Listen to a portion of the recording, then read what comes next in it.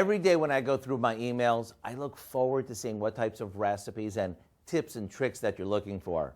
You know, one question I've seen quite a bit lately is, how do I butterfly a chicken breast? It's a great question. So let me show you how we can magically butterfly these and then turn them into a scrumptious meal. When it comes to butterflying a chicken breast, you want to make sure you start with a nice plump one. Put it on a cutting board and place one hand on top of it, like this.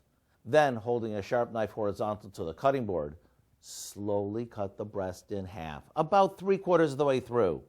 You'll know you were successful if both the top and the bottom are about the same thickness, and when you open it up, it sort of looks like a butterfly.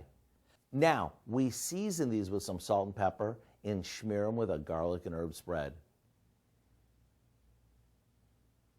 And we top them with some fresh spinach.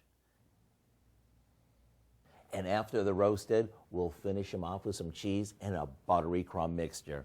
That's all there is to it. It may look like a pricey dish that you would find in a restaurant, but these are easy enough to be part of your weeknight rotation.